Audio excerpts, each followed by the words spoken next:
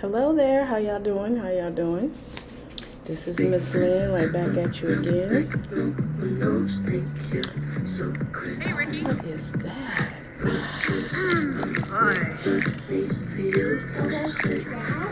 What is that? Sing to. All right. Just wanted to pop on up, didn't it? Yeah. It did. It just wanted to pop right on up, didn't it? All right. Well, excuse me for my little technical difficulty there. So today I want to talk about the empath. And I know and understand that there are empaths out there that they don't know they're empaths. Let me say that again. My little distraction. There are people out there that are empaths who don't know that they're empaths. So my goal is to bring awareness of self-awareness, understanding of self, and self-mastery. So we're going to get right into this. Stress and the empath. First of all, what is an empath? An empath is a person who has the capacity to feel and understand what another person is feeling, experiencing within themselves. This is the innate ability to relate on not only an emotional level, but also a spiritual one. So if you're an empath and you don't know it, you'll find yourself saying, I feel this way, or I felt that within that person. I felt that. I understand because I felt it. I feel. A lot of empaths, they feel more than they understand. Their feeling is their understanding. You see what I'm saying? This opens the door to connections and bonds on a deeper and spiritual level. Being an empath defies all logic and words. So if you find yourself being an empath and you're out there and you're having these connections with people, various connections all day, every day, whether it be on the phone or social media, you're going to find yourself absorbing the feelings of that other person through those conversations, through those interactions, which will cause stress on an empath without them realizing it. So what are some traits of an empath? Well, sensitivity to loud noises, fear or overwhelmed by large crowds. So if you have fear of crowds, if you are overwhelmed by large crowds, which I as an empath am and always have been, you'll feel that overwhelming feeling because of all of that energy. The amount of energy a large crowd possesses. There's different types of people, there's different types of energies, and for an empath, we're extremely energy sensitive, and for us to go out in a crowd is very overwhelming. And I have an example of when I went to a concert, and even when I was going to church or at family functions, I would be so nervous that I would shake and I would just smile uncontrollably and scratch my neck because I was so overwhelmed with the amount of energy that was there, to the point to where I became fearful and basically shut down and couldn't even be myself because of all that energy that I wasn't used to, and I never knew that I was an empath. So if you have extreme energy sensitivity and fear of large crowds, that's a part of being an empath. Due to energy sensitivity and overload, that's where that fear comes from, and your overwhelming feelings come from. Easily absorbs others' emotions and energy. You're an introvert, intuitive driven. You're a loner, can be overwhelmed by intimate relationships because of the various mood swings that people have throughout the day, by their thoughts.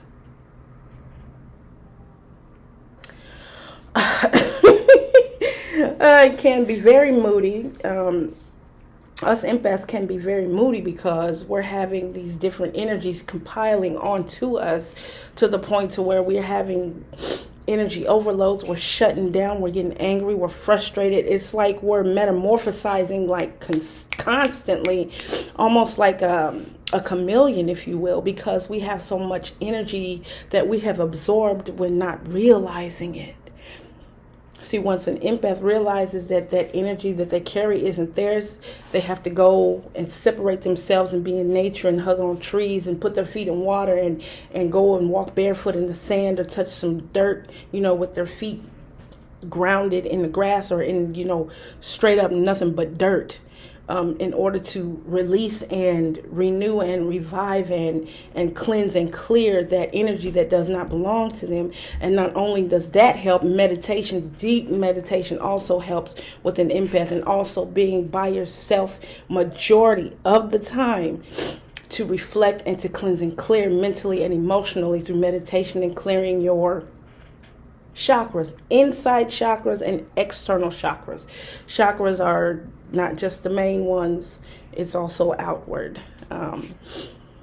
You can become very physically ill, suffering from headaches, nausea, dizziness, cold sweats, all kinds of pain in the body, the back, the neck, the kidneys, stomach, the indigestion. Us empaths go through a lot, because we carry so much energy on us that doesn't belong to us, and it causes a detriment to us. It's very damaging to an empath to hold on to other people's energies. We're not a container, so we have to find an outlet to release that energy that does not belong to us and become one with self again, without holding grudges or being angry towards somebody, because 9 times out of 10, they themselves aren't spiritually connected. But as an empath, when you find out you're an empath, you have to be more in tune with self more than anybody else. Far more than anyone else, an empath has to work 10 times more to keep themselves aligned, adjusted, and centered. Encountering toxic and imbalancing people, as well as when someone displays anger and abuse and frustration, also causes sickness and disease in an empath much quicker than the average human being, and also who is a non-spiritual person. Empaths are very intuitive, very psychic. We have psychic abilities. We have all kinds of different powers, or talents or gifts, if you will. Being an empath, and those untapped talents and gifts can very well go to waste and cause your detriment or your destruction if you don't figure out who you are before it's too late. Extreme sensitivity to violence on television or in the real world. So empaths can not only not be around large crowds, we cannot watch a lot of news and a lot of violence and listen to a lot of shouting and arguing and everything, because we're so in tune with ourselves and we absorb that energy so easily that it'll sit up in your body somewhere, in your chest or in your throat or in your gut area. Your solar plexus or your root chakra can get clogged, or your third eye can get clogged. Your whole body will be out of complete alignment if you don't tune yourself, if you don't pay attention to yourself. As an empath, you can very well damage and destroy your body just by absorbing someone else's energies, whether it be on television or in person or over the phone, social media. That's why I tend to stay away from a lot of large crowds and social media and a lot of violence on television, because I'm an empath, and I refrain from a lot of different conversations with different people, because their energy speaks before they even get a word out of their mouth. So as I meet someone and I feel that energy, I walk right past them. I turn around and go the other way, because I already know before they even say anything. As an empath, I have to protect myself and my power. because I value myself, I love myself, and I understand who I am. And I'm not willing to take that kind of hit to myself ever again for nobody else, because I love me. I value myself. I love my power. I love who I am. So I'm not going to allow someone to dump all of their energy and all of their emotions and all of their feelings and their concerns and their worries on me and allow myself to contain it. See, as a counselor and a coach spiritually, I have learned how to control that. As a healer, I've learned how to not contain other people's energy. I know exactly what to do with it now. But at first, when I first started out being a spiritual advisor, spiritual coach, a spiritualist, period, I had no idea who I was. I knew what I was, but I didn't know fully how to control myself. Empaths are big targets for energy vampires. Energy vampires will come in. They know that you are aligned. They can feel it. They can see it. Once they realize that you are aligned and you are in tune and in tap with self, they will come in and try to steal your light. They will steal your beauty. When I say beauty, the what's inside of you, they will steal the contents of your power and drain you completely. And then you laying on the bed feeling drained and depressed and sick, not realizing that you just came in contact with an energy vampire. And because they're an energy vampire, they're going to cause you to react in a specific way solely to take your energy glommers. And once you have reacted the exact way they want you to, they walking off laughing with your energy. And you walking off with a sad face, damn near crying and ready to kill yourself because you didn't know you just came into contact with an energy vampire. I'm here to wake you up. Empaths have good hearts, give too much of themselves to others, which opens the door for being a target of manipulation, causing one to become drained, upset, and infuriated, which also leads to suicide, which also leads to manic depression, which also leads to clinical depression, and the list goes on. When an empath runs into an energy vampire or does not know that they're an empath to begin with, that opens the door to so many mental, emotional, and physical health problems. And it's detrimental, to your well-being. It's destructive. It will destroy you from the inside out. It will rot you from the inside out. You will age quickly and not even realize it. I've gone through it. They're drawn to nature. Us empaths are drawn to nature. Me, personally, I am drawn automatically to bodies of water. I have got to be near some kind of body of water, or at least see it on the screen if I'm not physically there. Trees and flowers are something that I love to go look at and be around when I'm trying to regroup and find that tranquil balance within me. I used to take my children when they were younger on nature walks every spring and summer. We would go on hikes. We would find different parks with a lot of trees around them, state parks, and we would go on hikes. They not realizing that because they're from me, they are very well empaths. And because my children came from an empath and a spiritual coach, a spiritual advisor, whatever you want to call me, whatever y'all want to label me.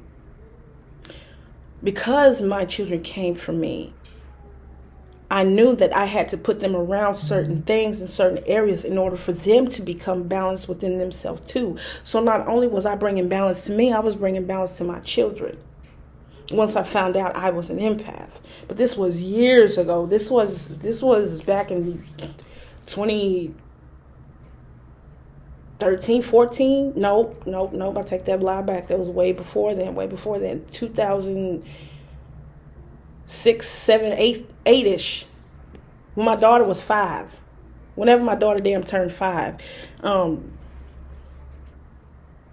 2009, 10-ish.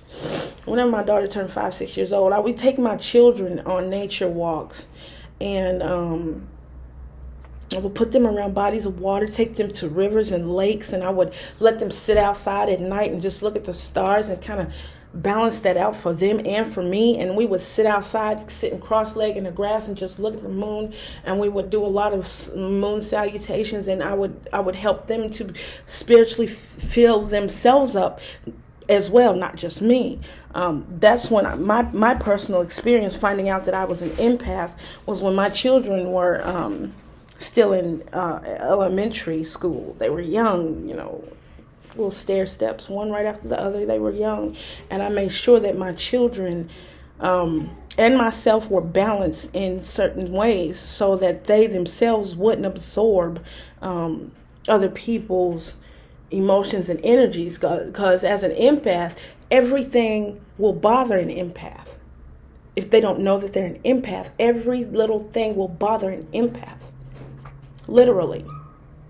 So empaths, now that you realize that you're an empath, do what you got to do to stay balanced, because we are the ones spiritually the most in danger, because we are the ones that are always the target for the narcissist, the energy glamour, the succubus, the incubus, because our light shines way brighter spiritually than a lot of the folks out there.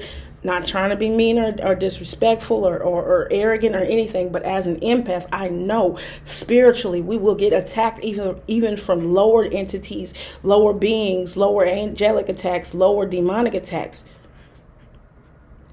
Us as empaths, we have to guard ourselves every day, all day, constantly and consistently building on ourselves and being mindful of ourselves, being mindful of the state and of the mental and emotional and physical state that we are in. Your body as an empath will speak to you on a whole nother level if you are in tune with it. As an empath, we are also the tuning fork to which all things come to manifest for an empath, which makes an empath a perfect witch. So anyway, stress and the empath. I'm going to stop here because I got a little bit more to talk about as it pertains to an empath, and I don't want to go over my time. So I hope that somebody somewhere learned something today about themselves, and I hope that someone somewhere got closer to knowing who they are on their own spiritual journey, so that way they can become better for themselves and for the world. All right, now I will talk to you guys later. Have a great day. It's hot as hell outside and I'm not going out. Peace. Hail Lucifer.